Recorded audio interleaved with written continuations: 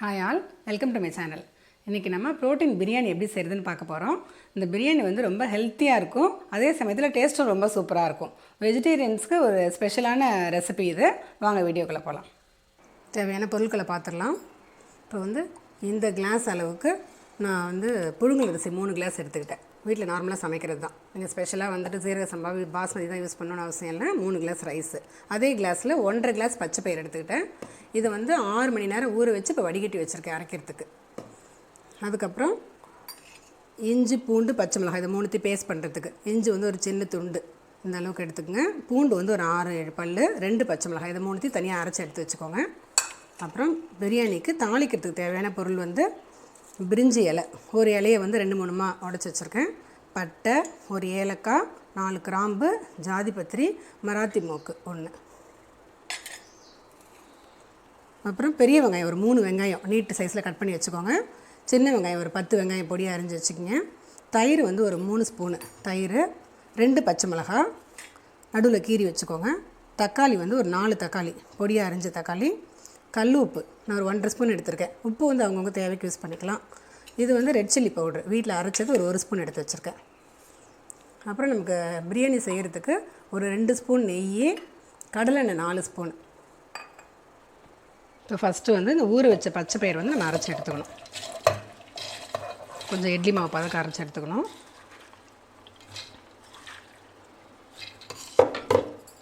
கொஞ்சமாக உப்பு போட்டு அரைச்சிக்கலாம். ஏன்னா பிரியாணி செய்யும்போது சப்புன்னு இருக்கும் அது.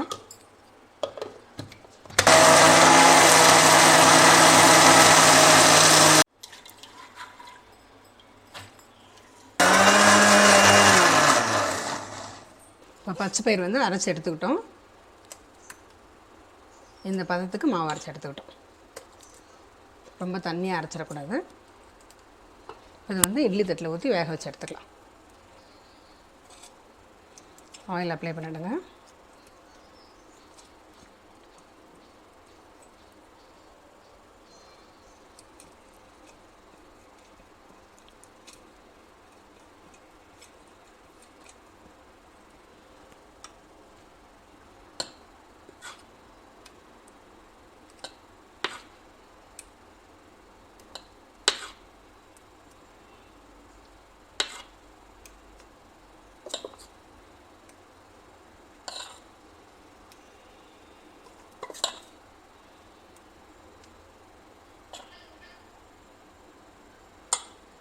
தண்ணி கொதி வர ஆரம்பிச்சிருச்சு. இப்போ இட்லியை வேக வச்சிடலாம்.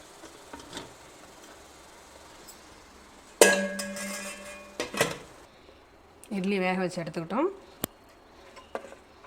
ஃபஸ்ட்டு இதை வந்து குட்டி குட்டி பீஸாக கட் பண்ணி எடுத்துக்க வேண்டியது தான்.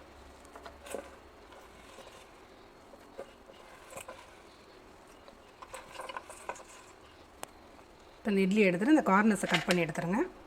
நமக்கு ஸ்கொயராக பீஸ் வரணும். 4 கார்னர் எடுத்துகிட்டு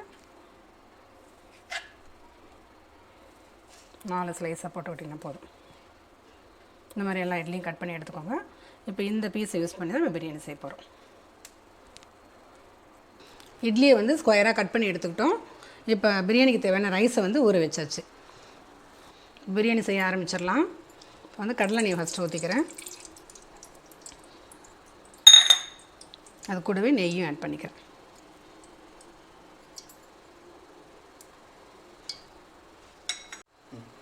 பச்சை மிளகாய் ஃபஸ்ட்டு போட்டுடலாம். நார்மலாக மசாலா பொருள் எடுத்தோன்னே தாளிப்பாங்க, அது மாதிரி பண்ணக்கூடாது, கருகிடும். ஸோ பச்சை மிளகாய் போட்டுட்டு வெங்காயம் பாதி வதங்கினோன்னு தான் நீங்கள் மசாலா பொருளெல்லாம் போடணும். ஒரு முஸ்லீம் ஃப்ரெண்ட் எனக்கு சொன்னாங்க, இது இப்போ தான் மசாலா டேஸ்ட்டும் நல்லா தெரியும்.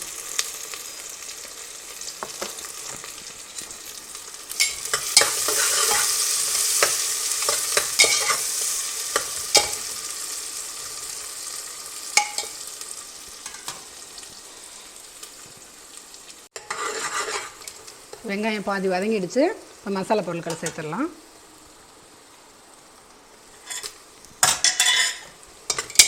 மசாலா பொருள் போட்ட பிறகு வெங்காயம் நல்லா ப்ரௌனிஷாக வதங்குற வரைக்கும் நல்லா கிளறி விட்டுட்டே இருங்க. கொஞ்சம் வந்து ஸ்டவ்வில் அந்த டைமில் வந்து கொஞ்சம் சிம்மில் போட்டுருங்க.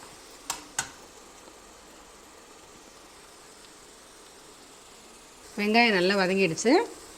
ஏற்கனவே உங்களுக்கு பொருட்கள் காமிக்கும்போது இஞ்சி, பூண்டு, பச்சை மிளகாய் அரைச்சி எடுத்துக்கணும்னு சொன்னேன் இல்லைங்களா, அந்த பேஸ்ட்டை வந்து இப்போ ஆட் பண்ணிடலாம்.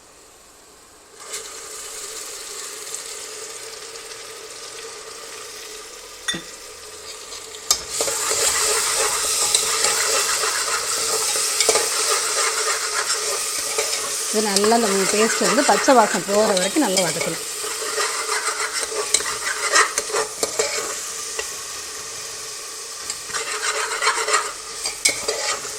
நல்லா ஒன்று சேர்த்துட்டு மீண்டும் சிம்மில் வச்சு ஒரு 10 நிமிஷம் மேலே வதக்கணும்.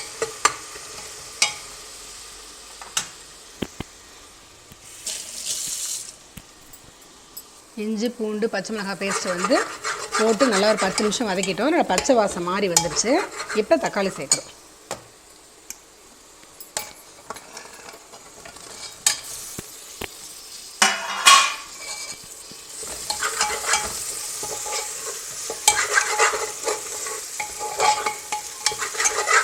பிரியாணியோட டேஸ்ட் வந்து நீங்கள் எப்படி எந்த அளவுக்கு பொறுமையாக நல்லா வதக்குறீங்க அப்படின்றத பொறுத்து தான் அமையும்.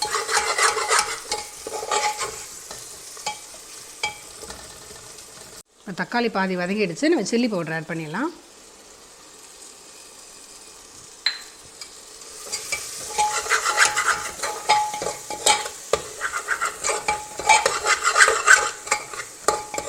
ஜஸ்ட் ஒன்று சேர்ந்து கிளறின உடனே உப்பு போட்டுடலாம்.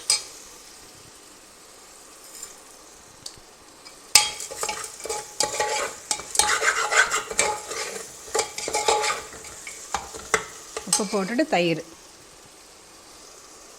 இந்த தயிர்லேயே தக்காளியை வேக விட்டுடலாம்.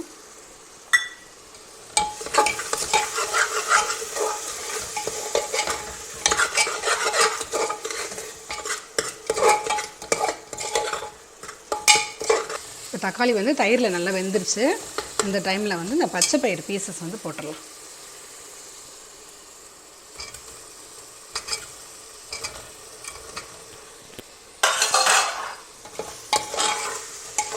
மசாலா ஒன்று செய்கிற மாதிரி இதெல்லாம் நல்லா பரட்டிட்டு ஒரு 2 நிமிஷம் வேக விடுங்க.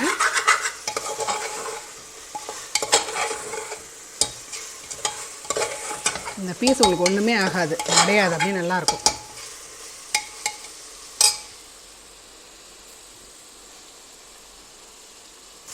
இப்போ 2 நிமிஷம் ஆகிடுச்சு. மசாலா நல்லா வந்து இந்த பச்சை பயிறு பீசஸ் கூட நல்லா வந்து மிக்ஸ் ஆகிடுச்சு. இந்த டைமில் அரிசியை சேர்த்துடலாம். ஊற வச்ச அரிசி.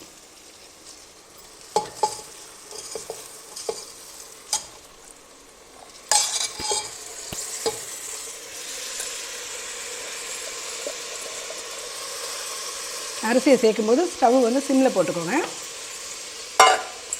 கொஞ்சம் பரட்டிட்டு அதுக்கப்புறம் நம்ம தண்ணி சேர்த்துக்கலாம். நீங்கள் பாஸ்மதி ரைஸ்லாம் யூஸ் பண்ணிங்கன்னா 1க்கு 1.5 தண்ணி வச்சுக்கோங்க. நான் வந்து வீட்டில் உள்ள ரைஸை யூஸ் பண்ணுறதுனால நான் 2 வச்சுக்கிறேன்.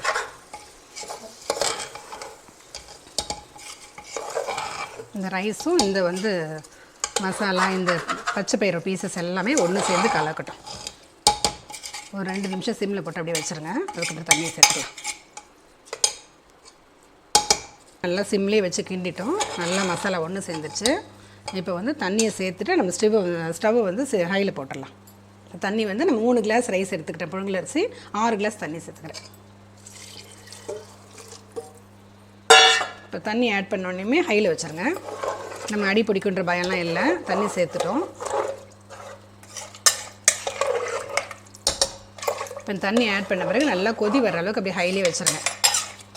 இந்த மசாலா ஒன்று சேர்ந்து கொதி வரும்போது நீங்கள் டேஸ்ட் பார்த்துக்கலாம். உப்பு புளிப்பு காரம் வந்து எந்த அளவுக்கு இருக்குன்னு டேஸ்ட் பார்த்துக்கிட்டு உங்களுக்கு எது கம்மியாக இருக்கோ ஆட் பண்ணிக்கலாம் உங்கள் டேஸ்ட்டுக்கு ஏற்ற மாதிரி. அதுக்கப்புறம் ஸ்டவ்வை சிம்மில் வச்சு நம்ம மூடிக்கலாம். இப்போ பாருங்கள் நல்லா கொதி வந்து இந்த மசாலா இதெல்லாம் ஒன்று சேர்ந்து தளதளன்னு வர ஆரம்பிச்சிருச்சு. இந்த மாதிரி டைமில் நீங்கள் குக்கரை மூடிடுங்க.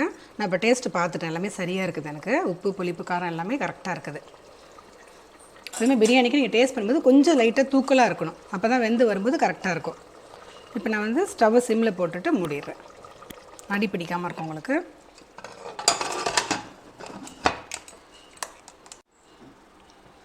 ஆவி வந்துடுச்சு. வெயிட்டு போட்டுடலாம். ஸ்டவ் சிம்லேயே இருக்க மாதிரி பார்த்துக்கோங்க.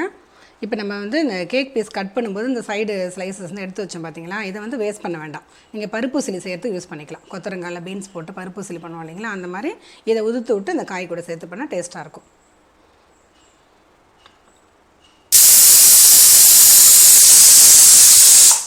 மூணு விசில் வந்துடுச்சு. இப்போ ஸ்டவ்வை நிறுத்திட்டேன்.